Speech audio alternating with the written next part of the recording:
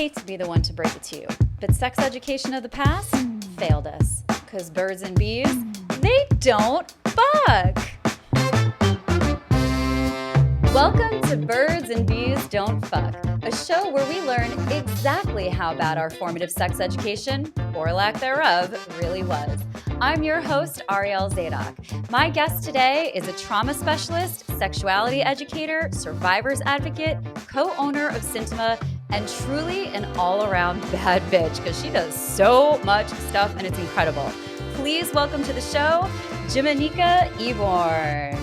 Yay! It's me. It's you. I'm so happy that you're here because before we actually knew each other, I knew of you. I knew of your work. I'm sure I knew of you actually before I even started this show. So you've been one of my when I get big enough and I can ask people to be on my show, I'm going to ask her to be on my show. And then we met each other in life and just in all of it. So yeah, I do lots of shows at all stages of life. Yeah. Well, when you're first starting something out, it can feel scary. And there's so much imposter syndrome, even though I've been a producer for 20 fucking years. This is what I do. I am so much more organized than the average bear. Absolutely. Absolutely. Yeah, no. High production value, even though I do this by myself. But we all get in our heads about that shit to be especially when you see someone's work and you're like, oh, this person is a badass. This is a big ask because I value them and I respect their work and I see what they're doing and they're incredible. But then the truth is that other people see me in that way too. So point is imposter syndrome is bullshit. Yeah. Yeah. I'm most of the time I'm just hanging out at my house. Elevated because I love cannabis and I'm catching up on shows. Yeah. Because trauma says watch Sons of Anarchy again. Ooh. And right now I'm rewatching Scandal. Ooh. I have also been in the rewatching train. I just rewatched all of that vampire show, True Blood. Okay. Watched all of that. And now I'm rewatching Arrested Development. Okay. So I watched True Blood during the pandemic. I had time. Ooh. Just a little bit of time. Fun, just a smidge. Funny enough, I thought I finished that show, but I moved to New Zealand while watching that show. And then I just literally did not watch TV for years. And I didn't realize that I missed 3 seasons. So it was kind of delightful in the end to be like, oh, look at all these bonus seasons that I get to see. I love that. Yeah. I love that. I love that you found a new little gem in there. Sometimes ADHD really works in my favor because I just forget shit. I forget that I didn't finish something or, who knows, but neurodivergence has its benefits too. I support that. Yes. I know we should be talking about sex education, but this shirt is fucking great. But Daddy, I love wrestling. Wrestling Wind Down. I love her. She's doing a shirt right now, actually, that is giving a percentage to Tending the Garden, which is my nonprofit. Yes. So go support women's wrestling, Wrestling Wind Down. I love that. Do you want to talk a little bit about the work that you do in wrestling? Sure. Okay. Sure. So it's just a quick sidebar random thing that you do. So for 2 years, this will be almost a year that I haven't been doing it. So I wrapped up my contract last April. And so I was one of the founders of a mental health department for a professional wrestling company. And it's never been done in that capacity. We got to travel with them, be on site. I would do sessions from home. And for myself, I have loved wrestling. I did take a break, which I'm learning I missed a lot. But I've loved wrestling since I was 9. And then I came back because of this particular company. It brought me back into wrestling. And I was like, I want to work there. Then the pandemic happened. And then that's how I actually really had time to get back into wrestling. And then I had a friend that worked and went to that company. And I told him, I was like, I feel like what's missing in wrestling is mental health support. And I wrote this whole thing. And he was like, yes, the fuck it is. One day he texted me some guy's name and I was like, who is this? He's like, I told him all about you. He's creating the mental health department at AEW. I told the name. And he wants to talk to you. It took 6 months. And then it was around WrestleMania. So 2023. Wow. And that was my first one. I worked a Ring of Honor show and then signed my contract the day my dad died. Wow. I signed my contract that morning. I was coming home from the best keynote I feel like I've ever done because I made the president of the school cry. I was like, tears. Let's go. Yeah, tears. And then I came home that night, did all the signed my contract that morning. My dad died that night. Wow. Mhm. What was that like for you having like this? It feels like maybe a dream that you didn't know you had, but like Yeah. these two things happening at the same time. Oh, it was wild. It was really wild because you're like, I'll tell you what I did do though, because it was also the second date with this guy who I dated. We're not together anymore. Fuck him. But Love that. but I did. It was our second date. So I was coming home and my family kept calling me. Don't nobody call nobody anymore. I was like, something's wrong. Yeah. And then my mom was like, I put him back in the hospital. Will you go with me in the morning? Absolutely. What they didn't tell me, because I learned that my family wants to protect me quite often, is that he had already died that morning. They had revived him. Oh, and so he was in the wow. hospital. They forgot that part. They were like, oh, he died a little bit. Just for like a so yeah, second. casual It's death. no big deal. Yeah. What? And so I came home and I was still texting that guy and I was like, there's a lot going on. And something in me was like, I will never get to celebrate this moment again. Yeah. So I went to dinner. Yeah. And we had like a seafood tower and I was like, this is it. And then we were off gallivanting. I texted on a waterbed that night. Don't do it. Honestly, I mean, I just wanted to try it. Yeah, I would totally try it too. Absolutely. I just wanted to try it. Here's the thing. It's a young person's game. 100%. Because the way I said, is this an ab workout? So sorry. This is a sad story as well. But an ab workout, don't do it. And then I got unless the you want to call. go to the gym. Yeah. I mean, hello. I love efficiency. So hello. Who's got a waterbed? But I had that moment and then I got a call that my dad's organs were in failure, which I didn't know any of this. So like I got from, for those that understand, West Hollywood-ish, East Hollywood to Riverside in an hour. Wow. Crazy boots. How I did it, no accidents. I called like one of my friends. She talked me through, got to the door. It was like one of those things that you're just like, no one will ever prepare you. No. And even worse, and I guess good, I got to the door when he hit 0. I was like, I'm so tired of my life being a goddamn indie film. Fucking it is. I am an indie movie. I say this quite often. You literally are. He hit 0. My mom goes, you made it. And I said, in my head, I'm like, to what? But I went into, and this gets back to the work, I went into mode. And I truly believe that if you are laughing, you're present. If you're present, you're breathing. That's a beautiful fucking line. And so I made everyone laugh. Yeah. Just like allowed everyone to just take a breath because there was nothing else we could do. Yeah. And so it was like, okay, let's have a moment. Because if you can't not breathe and laugh. No, you have to breathe. It forces it. You have to breathe. Yes. I really relate to that because a good friend of mine, Nicole, died in August of last year. She had MS. Posting about it. Yeah, that's right. And so first of all, we were like having a party around her. Mm-hmm. She was there. We know she was there. And we were just like all hanging out. We were having a good time. Yes, these were her last days. And the nurses like could not fucking believe it. They were like, this is too many people. This is too much energy. And we're like, lady, you don't know us. You don't know her. This is how we're doing it. This is how she's leaving this world. And it was, there was a lot of sadness, but also a lot of joy. And we were like watching the movies that she was watching the last month of her life and just putting them on repeat because that's how she liked to do it. And then by the time she finally died, it was me, her husband, another one of our friends, and her parents. And we were just sitting around and we're like, all right, well, now what? Yeah. Well, I guess we can smoke a joint now because the oxygen tank is gone. And like, the fuck else are we going to do? So we just like smoked a joint, talked about her, talked about how wild the situation was. And she died on a Thursday. Every Friday morning, we go up to something called Good Vibes Breakfast Club where I've heard of this. Yes. Ooh. My friend Lenora was like, it's over here. And I was like, is it weird white people things? And she was like, kinda, but not. I said, tell me more.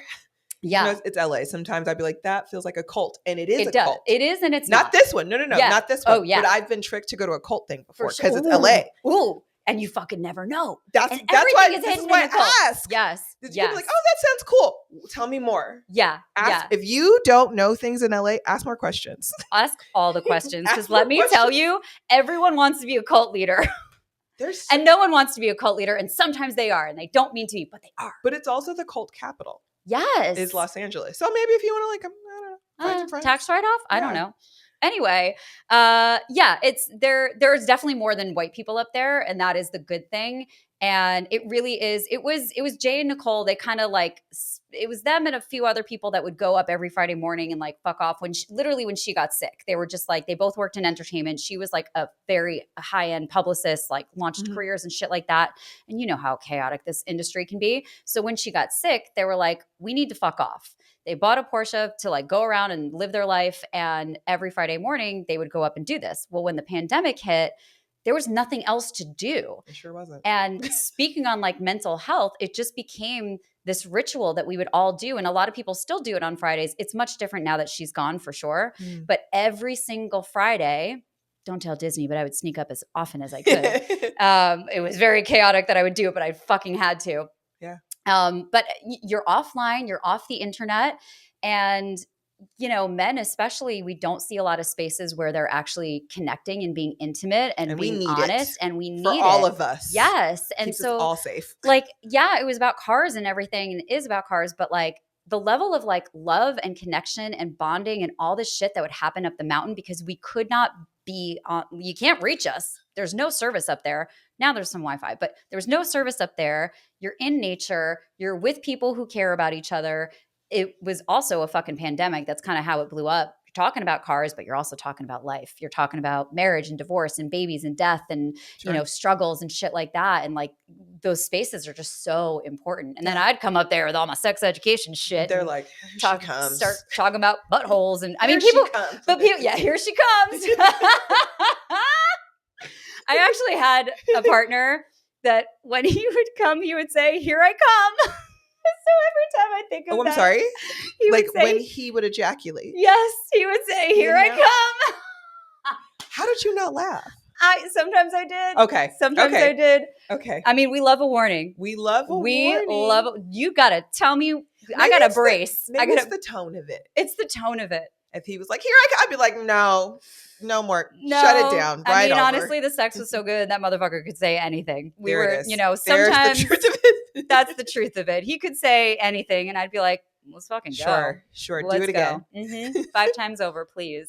But every time I hear that, I think of that, and it fucking makes me laugh so hard now. But yeah, then like I would have people that would like ask me about sex and ask me about relationships because it was a safe space for them to do that. So yeah, super, super long tangent, but like we cannot overstate the importance of having these spaces where like we can just connect as humans. Yeah, I was talking about that. Actually, I stopped at a little food snack time with friends before I got here, and the lack of connection, like it doesn't exist. And also, because we're here to talk about sex and the things, the ways that it has harmed those that are navigating dating apps. Yeah. Oh my God. Yes. Because I get on and I swipe and all of my things now are just looking at women because blessings, look at us. Blessings. And thank goddess I am a bisexual woman. Yes. But like even sometimes like the conversation, just like people don't know how to communicate anymore. Yeah. Yeah. And that's so hard. Because like, sure, I don't necessarily need to date you to give you some of this deliciousness, but you need to be able to hold a conversation. At a bare minimum, you know? Yeah. Because if you can't hold that conversation, how are you going to hold a boundary? How are you going to express a boundary? How are we going to talk about what we want, what we don't want, what's okay, what's not okay? Or like you might say something's going to throw me off. Uh-huh. And I'm like, get out. No, thank you. Yeah, I call it the commodification of connection because it kind of has done that in a way. Like dating apps have absolutely served purposes. There are many, many amazing relationships and marriages and babies and all these things. Yes. And I also think it's kind of gotten to a point where like it's kind of not doing that for a lot of people it's like anymore. Reverse Uno now. Yeah. You got to go outside again. But now no one knows how to act outside or where to go. Yes. Because people are like, where do you go? I'm like, where do you meet people? I don't fucking know. It's so expensive to leave my house. That too. And working in entertainment, please join the Patreon. No, but do. Yes. No, but seriously. All the coins are needed. Yes, because I wasn't doing that the last 2 seasons, and everyone was like, you got to start a Patreon. And I'm like, but the bonus content. But now I'm doing Reddit stories, and that shit is fun as fuck. And it's like, you want my opinion, you got to pay for that. I appreciate that. But, it's, it is hard. And then to your point, like people do get into spaces and then you don't know how to act. And we do live in a culture where it can feel really threatening to be approached or to approach. Like everyone's trying to figure out what the fuck to do. And everyone's nervous system is shot. So shot. And that's where we got to start talking about. Because if your baseline is fucked out the gate, you're just going to add more fuckery. Then you're just two anxious people just stumbling. Yeah. And medication's expensive. So figure it out. Yeah, absolutely. And it is so layered. And something I say a lot is when you feel safe, you can be expansive. And yes, and it's true. It's so true. I am the dirtiest when I feel safe. Yes, same. Yeah. Let's fucking go. Yeah, but if I'm not, I'm like, we're not going anywhere. I'm going home. Shut the fuck down. Shut the fuck up. Shut the fuck down. I'm out. Yeah. Absolutely out. That's very And true. I am very protective. Like I really don't connect with people often. I don't play with people often. Like I because nervous system is shot. And just in general, there's just so much fuckery that I'm like, I got to protect my peace. I got a whole lot of great toys because a lot of brands give me shit. So I was like, I've noticed I know, I did. I have this one at home too. I love it. And by the way, I don't have that one. I have the necklace though. I love my the badass ring. carved on it. Yes. Oh, see, I told you you're a badass. I have a badass ring. This one I got working with my business partner, Lenora Claire. We did a documentary on Marilyn Manson's Survivor. So working with them. Wow. Oh, what's the name of that? I don't. Or is it, you don't know yet? You know what? The reason I don't know is because it only was in the UK. Okay. Okay. It was a UK company that saw how important it was to protect the survivors and allow them to be themselves and not, have to be someone else and or like be traumatized. Yeah. So like getting to work with Lenora, who's been doing this work for so many years, creating like a system where we get to check in with them, because some people didn't get to be on the documentary because they weren't mentally stable. And then like, what does it look like when they're on set? Like having someone on set as an intimacy coordinator, you can't just stop scenes. No, I can. Yes, exactly. And so there's also a huge difference in like the work that we do. People like, I'm like, no, I own a training company, but I'm not an intimacy coordinator. I do other things. Yeah. But if someone is having a moment, I will stop the scene. Yeah. Pull them, help them re-regulate, and then get them back in. And then we made sure they had care after. Because it's like, ooh, let's put your trauma on the table. Okay, we're done. Go now. Yeah. Like you got to have the whole package. And so being able to be those people, it's such a cool experience. And she was like, we are going to celebrate. Yes. And you absolutely should celebrate all the time. Celebrate. There's enough sad shit. Celebrate the cool things. Yes. I am very big on celebrating like anniversaries for dumb shit, like little things. It's like sometimes we forget to celebrate the big stuff though. And I'm guilty of that because I'll maybe celebrate something small. But even texting a friend to be like, I did this thing. And I'm so lucky that I have friends that are like absolute fucking champions. If I'm just like, hey, I did this thing. Like I told my friend I did the first, I just recorded an episode a couple hours ago. And that was the first one that I've recorded for season 3 officially, like not the Patreon, but like actually. And she fucking exploded. And she's like, this is such a big fucking deal. And I was like, I guess it is. It was a long fucking hiatus. And to your point of nervous systems, I'm like, I'm just not in a place where I can hold space for the conversations and I can be the producer of things at the level that I need to be. Like I needed a fucking break. Yeah. And you got to give yourself that break too. Yeah. And when you come back, they'll miss it. You know, sometimes you got to let people miss you. People are like, when's Trauma Queen come back? I'm like, I don't know. When she comes back, to last season, there's some other things. Go look at those. Yeah, you do a lot. You want stuff, but I want to do things that are fun. Yes, because I feel like you and I, in general, we do things to survive. Yeah, because being a sex educator, it's not the most fortifying in your coins as other things, but it's amazing, and we get to do cool things. Yeah. But dildos, sometimes they do pay your bills, but not in the ways you're thinking. Not the way you want them to. Yeah. And I do consent work for play parties, which is like really heavy work. Which is so cool. It's a lot. It's a lot because a lot of people, a lot of energy. Bless it be. Yeah. And making decisions and because I'm a consultant. So ultimately, I don't always get final say in what we do. It's just more of like, this is the recommendation, or if I need to push back on something, I'll push back on something. But it's difficult work. You're dealing with real people in real situations. Yeah. It's, all of this stuff. Anything working in sex and sexuality is inherently difficult work because of the way that it's shamed, shadowed. There's so much trauma attached depending on their own set of situations. It's like, y'all, we need a nap. I know. I didn't start needing a nap until now. Yeah. But I think it's because I'm so tired now. Yeah. Now I'm like, oh, I see what you guys talk. Naps. What a concept. Naps. Yeah. I've avoided them my whole life. Now I'm like, I get it. Sometimes you need a little nap, a little breaky break. Yeah. So where did you grow up? I grew up in a place that most people don't know about, Riverside, California. All right. I'm an IE child, formerly 909, which is now 951, which is really funny because so many people have 909 tattoos and bells on them because that's our thing. Oh, cute. But then they changed the area code. So. They did that to me as well. I was a 914. And then they changed it to 845. But you don't have it tatted on you, so you're fine. I do not. You're fine. It's like, oh, memories. Oh. You're a vintage. Yes. It's a vintage. I see people's vintage tattoos. That's right. We love a vintage tattoo. Do you remember anything from your sex education? You know what's funny? I was thinking about it when I was driving here, and I actually had a lot of sex ed. You did? Yeah. Wow. I know. I said that too. I was smoking my joint. I said, huh. Oh, shit. Yeah. I did. I had sex ed in elementary school. Wow. Now, here's the thing. I had a lot of it. Was it good? And that was the question I asked myself. And the answer was no, it wasn't. But I got it in elementary school, and I was 5th grade. And I remember because I transferred to a different school. So it was 5th grade. And it was the birds and the bees talk, don't get pregnant, blah, blah, blah. And then I had it again in middle school. And then I had it again in college. That was a choice.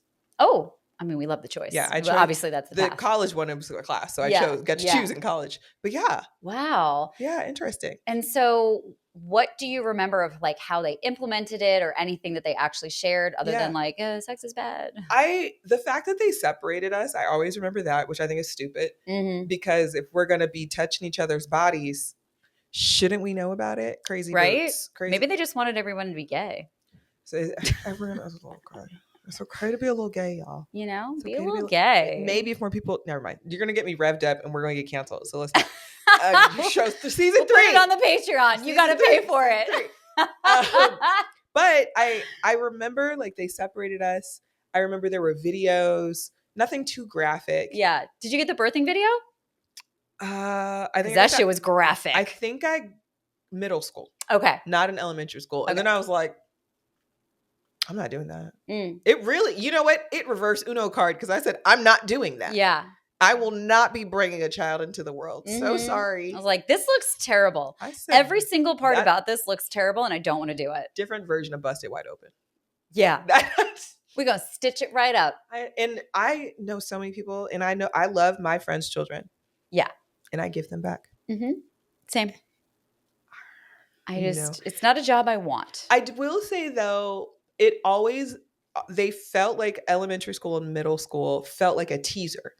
So it made me go find more. But then I found like Real Sex, which was my Real Educator.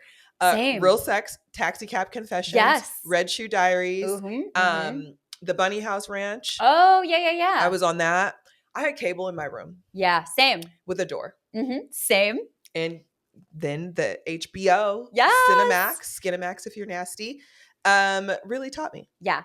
I remember, so I used to like sit under my blanket in the dark. I'd close the door. Mm-hmm. I'd put everything like super duper low. So no one could low. And I would listen to Loveline. I was a Loveline girl. Yeah. Which now Dr. Tara's on. Shout out to Dr. Tara. I'll have to have her on. But I used to listen to Loveline in the dark so no one could hear me. fucking fascinated. And Yes, then that was a good time. it was a great Now, time. I don't love Dr. Drew as much. No, But he kind of but shifted at the things. time, At the time. him and Adam, Yeah.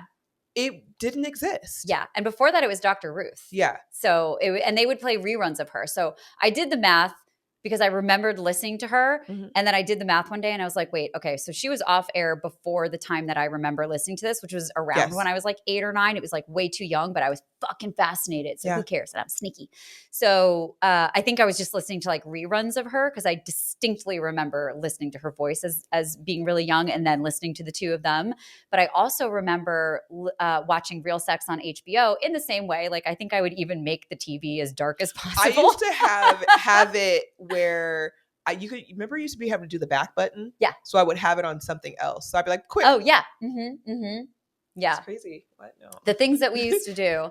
But kids have it so fucking easy now. I know. They could just access these things. It's on their phones. Not. We had to do activities to get some access. That's right. We had to be sneaky. We had to earn it. We talk about nervous systems, like watching that shit, you'd be like, oh. Yeah. But also you're like, which is also like the cool parts of like watching educators and then becoming friends with them later as an adult. Yes. Right. Yes. Like I used to love Sunny Megatron's show. Yeah. And then now I'm just like, Sunny. Oh, what's up? Yeah. Like I'm like, I love Sunny. I love Sunny and Ken. Like I have so much access to these people. Yeah. Which I'm like, what a privilege of a time. And I think it was also a very specific time of all of the things. Yeah, absolutely. And they were such pioneers at that time as well. Like I'm a dime a dozen, right? Like there's so many sex podcasts, there's so many sex shows, like there are so many of us doing the work now. But back then there were like 2. I mean, Dr. Ruth was the first and the only Sex with Emily. Susan Bratton's been doing this shit forever. So like, there are people that in the beginning, like no one was doing it. And it was it's still a brave thing because very taboo. It's very taboo. Yeah. And I mean, thank you to all of our grandmothers of the past and grandfathers of the past who've paved the way, mostly women. Truth loud. We're going to say the things out loud because they deserve it, women have been like, okay, we need to stop getting abused and we need to start having pleasure. And the way that we do that is to start educating people more. First sex educators are sex workers. Yes. I say that all the time. They are. And what were sex workers? Predominantly women. Now, all bodies, all genders can be a sex worker. That's but right. Predominantly women. Hello. Yeah, absolutely. And it's just, we are really fortunate to live in a time where there are now so many of us because different people receive messages differently from different people. So like the people that listen to my show, hi, hello, how are you? They're going to be different from people that listen to this person's show or that person's show. And that's a beautiful, wonderful, perfect thing. Yeah. We love options. Because the point is that like there literally cannot be enough of us because there's still so many people that don't know any of these things exist, don't have access, don't have information. I mean, I go on Reddit and I'm just like, oh boy, we still need so much help. I don't understand Reddit.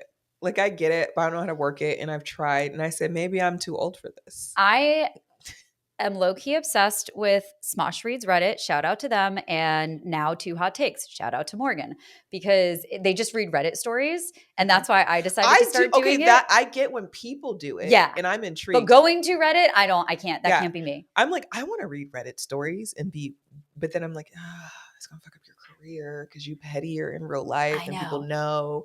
So I can't. Yeah. That's why paywall.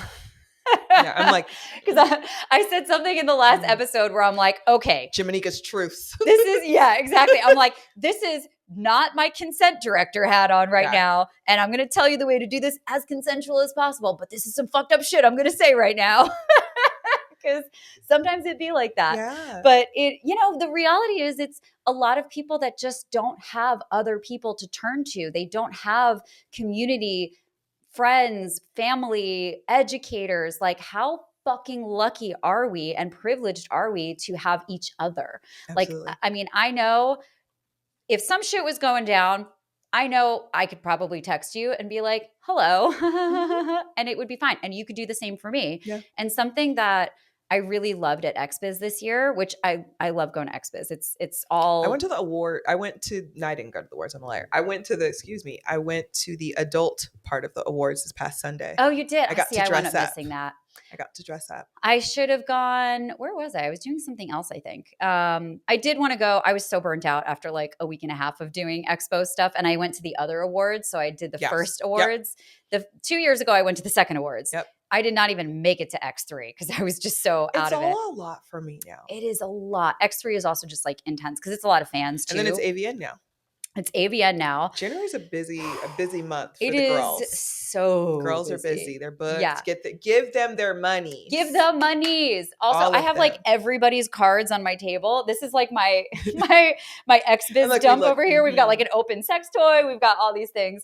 But the thing that I really love about the community, which is kind of going on what you just said, is that there is a level of authenticity and kind of I don't want to say immediate intimacy, but like this industry operates differently than others because we are fighting to exist everywhere else. So when we finally get together, and this is the same for intimacy coordinators, for sex workers, for sex educators, for pleasure product brands, I feel like when we finally get to share space together, we just like our nervous systems relax, but we're just you found ourselves. Your weirdos. You found your weirdos. Like finally. Anyways, let me tell you. Did you hear about this thing? You fucking get it. Yeah. Oh, and I was kicked off last week, and like now I have to use this pay whatever. So yeah, I think there's just this level of like there's not as much bullshit as it is, especially coming from like entertainment.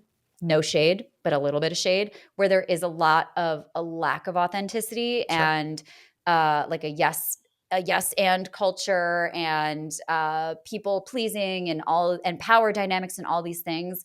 I really appreciate that when we are together, we cut through a lot of noise. Yeah. I think the community aspect is so needed. And we don't all like each other. Let's be real. We don't all like each other. We don't all know each other, but that's also like family, right? And you get to expand. And I do love that there's always people coming in. Yeah. Right. Not everybody shouldn't come. Let's be honest. But those that do come that want to learn and explore and like bring something. Yeah. And we also get a lot of people that come and are looky-loos and try to take, or they're like, I made this thing, but have never been to the industry and are just here for money. Yeah. Those are the dangerous people that we just have to be. This is why we have community, because you'd be like, did you hear about this thing? Okay, watch them. Let me know if you see anything, because we have those safety protections that didn't always exist. Like I've been doing this. This is my 10th year, which is crazy. I know. 2016 was when I first switched my career from just being mental health. Wow. So my background has always been mental health. I've started studying psychology at 16. And it's always been mental health, various types, trauma after I was raped, which things change. And then I was like, oh, I'm tired of being so sad and hearing such sad things. And I was like, oh, ever evolving, changing sex. My mom was like, oh God, here we go. Yeah. And her first question was quite hilarious. She wanted to know if I was going to be selling my pussy for money. Oh my God. And I said, I don't think so, but I'll get back to you. Yeah. I did. Find out. I mean, but do we not all sell it a little bit? Yes, we do. Nothing is free. So I've sold it, you've sold it, somebody's selling it right now. May not be for money, but it's for something. It's for something. Energy, your time, your peace, emotional labor. Yes. So I didn't actually sell it for coins. Maybe there's still time. But I got to like find community, and I got to go to a place that doesn't exist anymore, which was Sex Geek Summer Camp. Oh, that sounds so fun. And so that's where I met my people. I did it. My first year was crazy. Lost all my luggage. I got there and I had nothing but the clothes on my back. And everyone like came together. Like someone had went to Target because I was in a group text and like brought me t-shirts and stuff. Someone let me use their clothes until my bags came. Like you build these things, and sometimes you got to go to the backwoods of West Virginia and find your weirdos, but they're out there. Yeah. But we do have to go back outside. We have to go back outside. Yeah, we absolutely do. And it is that, listen, the screens are great. I got a lot of screens going on right now. I actually have to check on one real quick. But the screens are great. It has given us access to each other. When I lived in New Zealand, it was like way before the pandemic. that's how I kept in touch with my family and my loved ones. And like, what a gift. Because when my dad first moved to this country he's from Israel. So when he first moved here, like he couldn't talk to his parents. Yeah. That was it. He could make one phone call every 2 weeks because that shit was expensive. Expensive. And then now I moved to New Zealand and like, these motherfuckers could Skype me whenever they want. And I'm like, that's a lot. So you're like, don't, but do. Don't. But maybe, timing. Ooh, it's a different time of the. I had a phone call with someone from New Zealand this morning. You did? Yes. And they're like, well, it's 9 a.m. on Friday. And I said, it's Thursday at noon. Yeah. I was like, oh, that's wild. It's a different thing. So quick side, that's wild. some lore on my creatures real quick. So Rosie was born in New Zealand. That's my dog. She's a Kiwi. And her birthday is March 26th in New Zealand. I have a cat. She heard her name. So don't talk about me on the show, Mom. Wherever Ruby is, I have a little black cat that came to my friend's like her doorstep just like fucking screaming.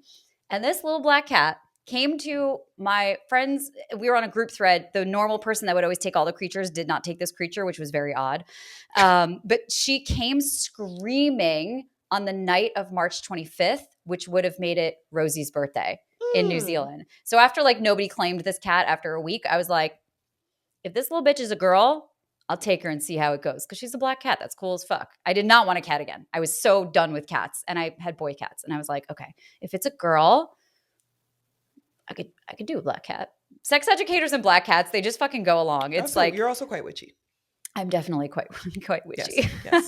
So it's just on brand. It was on brand, and then the day I wound up picking her up, in hindsight, was a full moon. So and then she wound up her birthday. 9 and 18 are my favorite numbers. And they were like, okay, she's like 7 months old. It's probably September. So I was like, okay, 9/18 obviously is her birthday. So it's just too many weird things. So, we got to look for those. So now you have children here? Now I have children here, but not humans. They're cute and cuddly and don't talk back. I mean, they do. They're loud. I literally got yelled at when I walked in. Yeah. Literally got yelled at. And I was like, I'm so sorry I'm coming to your home. Your mom said I could. So sorry. Yeah. It's just, she just wants love. So, yeah. Okay.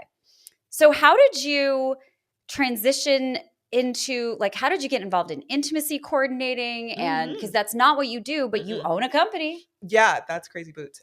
Which probably everyone is like, oh, you're an intimacy coordinator. That probably happens all the time. Yes. And they just assume it. And I go, I surely am not.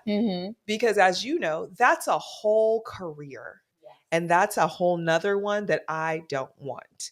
But Cintima is the second company that I've owned with my business partner, Yehuda. So the first one was with a totally different person. It was called Centauri. And the way that I got into it was during the pandemic. And another sex educator was doing this, was going to be like doing the sex ed and the communication and all this stuff. But she had to get out, but wanted to replace it with another Black woman. And I was like, okay, cool. Who are these people? Like, I had never met them. I was like, oh, well, what is it? And they're like, well, do you want to teach, or would you like to like help own this with us? And I was like, ownership sounds cool. That sounds nice. Yeah, I like owning things. It was very hard.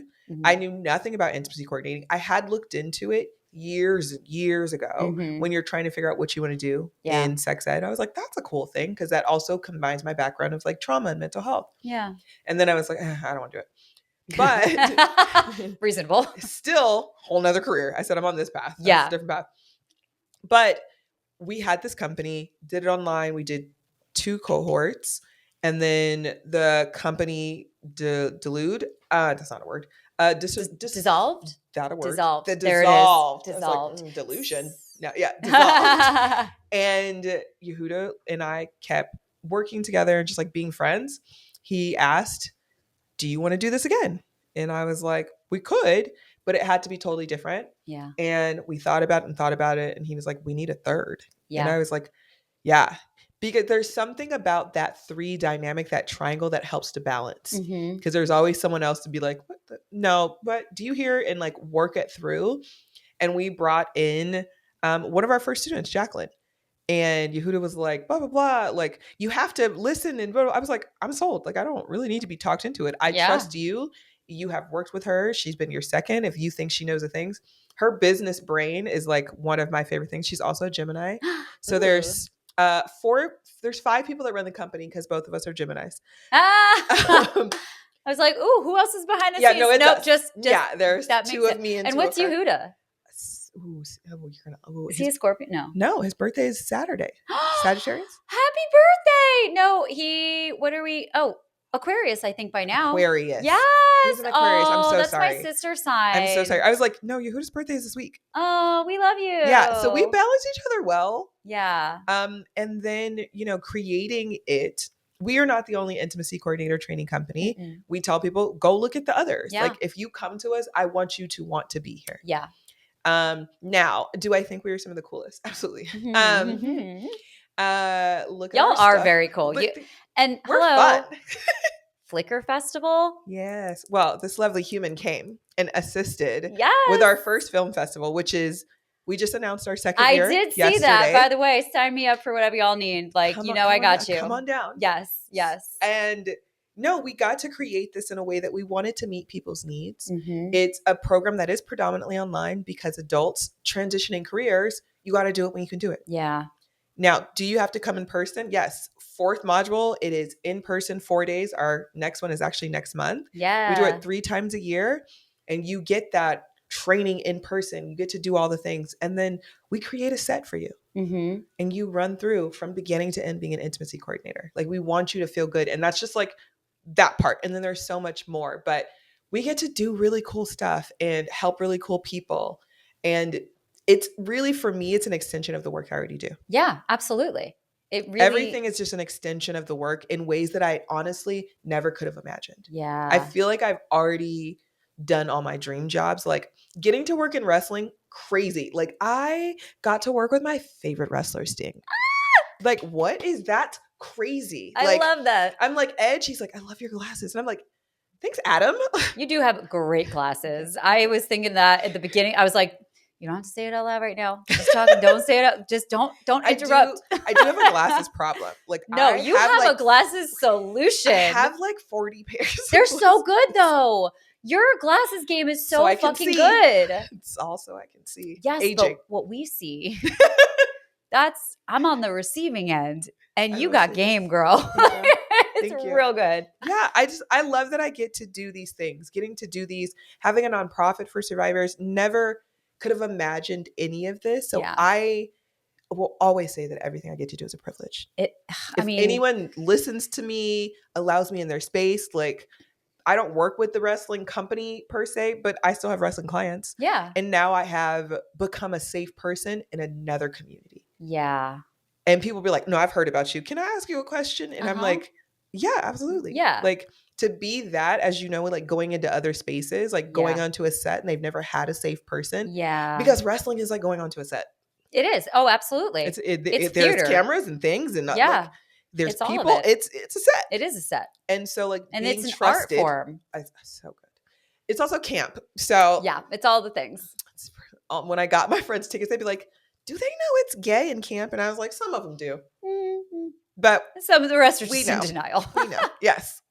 But yeah, I think it's such a cool thing that we get to do this stuff, that you get to do it at play parties. I think that's so cool. Yeah, it is really interesting. There are people like that are managing things in the moment, but like, I don't think that there are too many people that do what I do. Now, will I do it for many more people? Probably not, because it is exhausting. It's a lot. It's the same reason why like employee relations people tend to not maybe last so long during difficult times, because when you're managing incidents, it's really difficult work. Yeah. But it is really cool that like for the play, for example, like I've created protocols.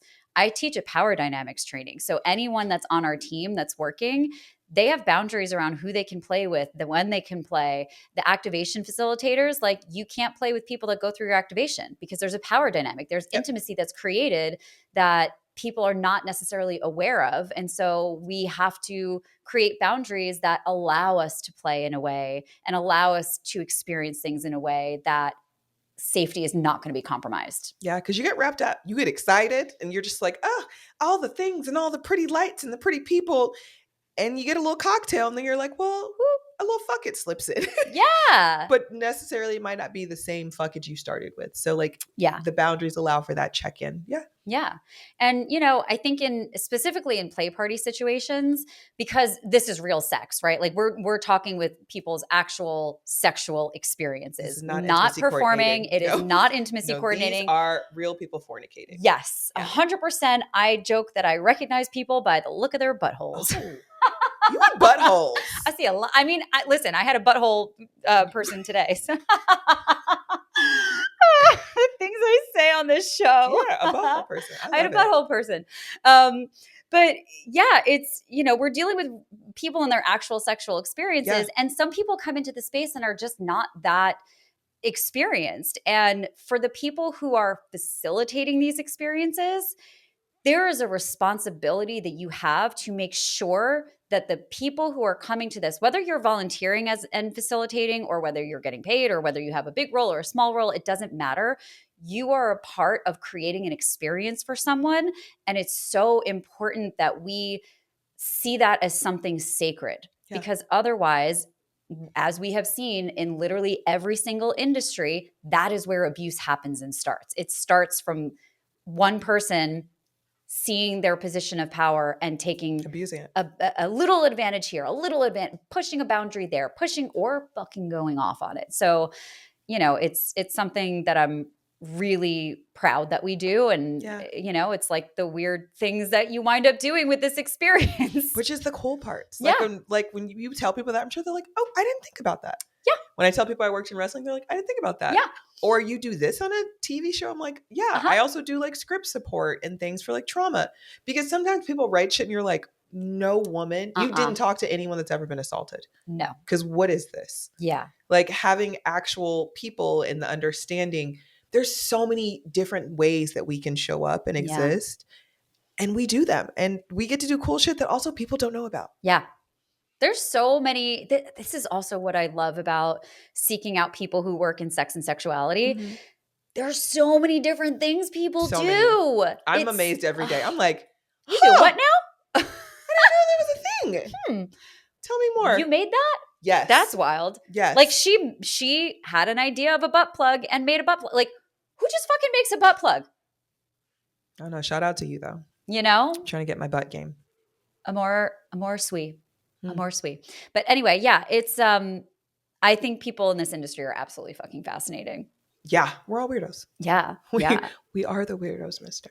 Yes, we are the weirdos. That's what I like about burlesque too. It's very much the weirdos are there too. The weirdos are fucking there. It's like, this is an art form that is an erotic art form, which we love. Mm-hmm. And it's literally just like, do your weird shit. We're all going to watch you do your weird shit for 5 minutes. Go off, take your shirt off. Don't take your shirt off. You don't always have to get naked in burlesque. No. I didn't really understand that for a long time because I've always seen it. But you just do what you want. Mm-hmm. And that's delightful. Yeah. You're like, okay, thank you for coming. Thank you so much. Yeah. Thank you for showing me your weird art. Welcome. Yeah. So do you have any like weird memories of sex education or like figuring things out on your own in a different way? Yeah, I think because I was raised by my grandparents that they'd already like kind of gone through it, that I would just like ask for things. They would just give me books. Yeah. Like I was an avid reader. Like I learned how to read pretty early. And so I wanted just books. I'm like, leave me alone. Like I've always just been like, give me time to like ingest it myself. And so like I have this book and I've actually bought my goddaughters this book. It's this pink book and it's this girl standing wearing a yellow coat and she's looking back and she's pink. And I got it in, I don't know, this is going to tell my age. Like, do you remember like the Delias in the Aloy catalogs? Oh, yeah. The first time I saw it was in a Delia's catalog. And my goddaughters have it too. And it was such a beautiful book about like bodies. Wow. And it had like written stuff in it. Like it was written stuff, but also like not video, but visuals that were like very clear, but like cartoonish, but not childish. Ooh. And it was so helpful for me. Like I remember being in high school and like sharing to my friends. They're like, oh my God, this is amazing. I was like, y'all don't have this? Come on over. Wow. Like that was where I feel like I got more sex ed that felt helpful by myself. Yeah. But that's also because I'm inquisitive and everyone isn't. Yeah. Some people just fell into the shame. And I was like, no, because people be seeming like they like it too much. So there's got to be more to this journey. Yeah, exactly. It's like this, I don't know, man. Like people get into a lot of trouble for doing this. So like there must be something There's there. something to There's it. something worth the risk. If it was this boring, everyone would have all these cases and TV shows and trying to stop me from seeing it. Yes. So now I want to see it. That's how we got there. Yeah, I always wanted to see what I wasn't supposed to see. I'm inquisitive too, though. I mean, I think that's why we do this work, right? Like you have to be curious because science is always changing, but sex and sexuality is definitely a topic that is always shifting and changing, and we are constantly learning more because also humans are trying different things all the time. They are, and there's some things that are not for me. And there's things I learn every day, and I'm like, that's a new word. Yeah. Okay, what is that? No. Oh, I just learned one. That? Oh, give me one. Wait, it was, oh my God, it starts with a G. It's like gogging. No, fuck. Gogging? No, it's something like GOGG something or GR. It's something where like you masturbate, but not to completion. I don't know. I learned it at XBiz. I was in a talk for like clips for sale or something like that. And they had like all the topics. And when I came in late to that meeting, and when I came in, they were talking about it and they're like, what the fuck is this? And it's just like these new words and these new kinks and these new desires are constantly popping up. Also, though, stop renaming shit we already have names for. Thank you. Because you're going to piss me off. The youth, so glad you're here. But knock it off. We have names for things. Yeah. We are attached to them. Because you're going to rename it, and I'm going to say it's going to be some other shit. Now you're offended. Yeah. Stop it. Stop renaming. If we've named an activity, leave it. Stick to that's fine. Alone. We got it. Yeah. Change. Get creative with the activity. Create something new. Make something new. Yes. We got lots of bodies. Yes. We got lots of things. You can make something new, and then you can have a word to yourself. Yeah. I feel like suddenly I feel not old, but I feel older. Yeah. And then I say things and I'm like, oh, I get it now. I get it. I definitely have that. Yeah. And also I worked out yesterday thanks to some Instagram reel that I've been in the industry for exactly as long as I've been alive. Like half of my life I have been in the industry, and I'm like, oh my God, I'm that old. And that's like film, television, advertising, but still I'm like, start doing math. Don't do math. Math don't do math. Don't do math. Dangerous. But you know what? When people say, oh, you look so young, I'm like, no kids, no husband. That'll do it too. I hydrate and my business. Yeah. I don't hydrate as enough. Okay. Well, I do. I have, that Yemenite skin. So I got enough self-hydration, I guess. Yes. Oh man. So God, there's just, you do so much that like I could go in so many different directions with you. And I really love that. And I love like, how do you manage, because they are all related, but you are doing different things. And I struggle with that sometimes myself, where I'm just like in one day, I feel like I'm code switching from doing podcast stuff to consent work to different company work to, producing. But in this type, like it's hard to like switch around. So how do you manage all of the different types of things that you're doing within this world? Gemini, Cancer, Aries. That actually checks out. That Gemini is really doing a heavy lift on that. Yeah, that's sun. I thrive in the crazy in a certain time frame. So like I do really well from like 8 to 5. Yeah. So I know if there's heavier things I need to do that I need to use my brain for, I put that in the beginning of the day. Yeah. If it's like chill things like this, I don't feel like I have to like do heavy brain work. Like this is fun for me. So I can have it later in the day. Yeah.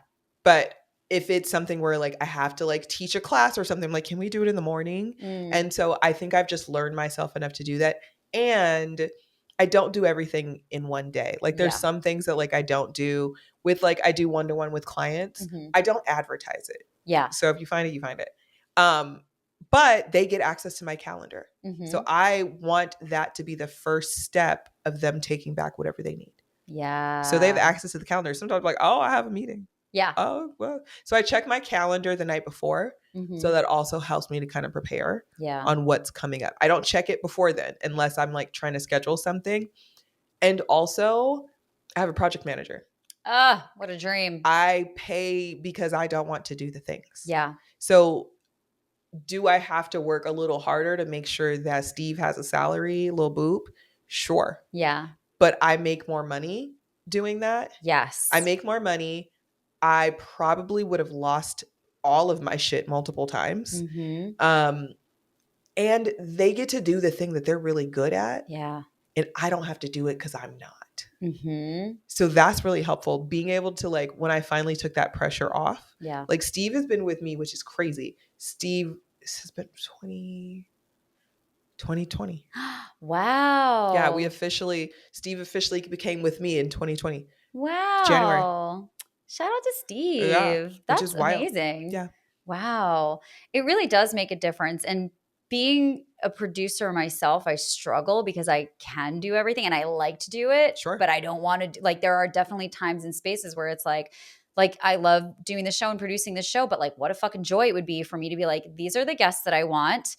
Here's the way that I set it up. Here's how you're going to go ahead and manage that because I'll still be the executive producer, but I'm going to step back so you can deal with logistics and I can just show up and do the work. Like what a fucking dream. It's yeah, I love that for you. Yeah, I love that for I really anyone. like myself. But also it took me a long time to get here to be able to go, you don't have to do everything. Yes. Because we don't trust people. So yeah. So it took me up until really then, and there's only just Steve. I don't really work with a lot of people. I don't do a lot of collaboration stuff because I have been burned, and you try and you learn. Yeah. But I'm grateful to be here, and my discernment has gotten a lot better. Yeah. So I think that's helpful to do this work as well. You have to be discerning. Yeah. Yeah. Especially when you are vulnerable on like the internet and everything, and people can DM you or email you, and sometimes they send you wild things. There is access, and that comes at a price sometimes, and you have to have those good boundaries or someone to hold those boundaries for you so you don't ever have to see it. Yep. And there's so much power in that. And you don't have to do it all alone. No. Obviously, like there's like funding and stuff like that, but there's also like other ways to do it with like interns and like, help someone else in their college career. And like there are ways to do these things. But I think the point of like, let's just be grounded and we don't have to do everything ourselves. And which is hard. It is hard. Like it's asking for help is really fucking hard in any and all contexts. So like ask for help. It's good. Most of us have never been taught to do it. Yeah. Or been allowed to ask for help. That's another thing. Yeah. And in some cases, we've also asked for help and not had had that fall through. Yep. And then so you learn not to fuck it. I'm just going to do it myself. I am a quick, fuck it. You know what? I knew. Fine. And fucking I'll fine. never ask again. Exactly. Yeah. And that's not good either. It's not. Don't do that. I've gotten better. Don't do that. Yeah. Yeah, definitely. Like I've gotten better too, but it's a fucking lesson, man. Like asking that for that support is 1,000% a lesson to be learned. Yeah. So ask for help because it's good. So I think we're coming close to timing here. So how do you feel about me reading a little Reddit title? Okay. Yes. Let's fucking go. So what's going to happen is that I'm going to read a Reddit title so that they know what we're going to do. And then we'll tell the people where to find you. And then we are going to get into it. You should join because, it's I like the safety of being able to talk shit behind a paywall. Okay, let's see. There was one that I pulled. This is kind of interesting. Am I the asshole for canceling Mother's Day celebration that I arranged for my wife after hearing what she told my son? I don't know what this bitch told his son. I want to know. I want to know. So we're going to go find that out. But before we go do that. That's crazy. Where can people find you? If you can spell Jimanekia, Jimanekia, that's where you can find me. There is literally just one Jimanekia in the world. Traumaqueen.love, tendingthegarden.love. .love is real. If you would like to find our nonprofit that supports sexual assault survivors who have been marginalized. And if you want to become an intimacy coordinator, Cintima.co. Come find out. Our training program is available and we do discounts and specials. Sign up for that newsletter. Yes. Their newsletter is great, by the way. I am on your newsletter. Yeah. I love what y'all do. And everything is going to be in the show notes, but this is going to be it for Birds and Bees Don't Fuck, the regular episode, you can find me at The Pleasure Producer everywhere. The podcast is Birds and Bees Don't Fuck, without the U, because censorship is real. And if you can find my name, if you can spell my name, Arielle Zadok, good fucking luck to you. And then you can find my Instagram, so long as it doesn't get taken down again. So thank you for being with us. We will see you next time. We'll see you over at Patreon. Let's fucking get into it.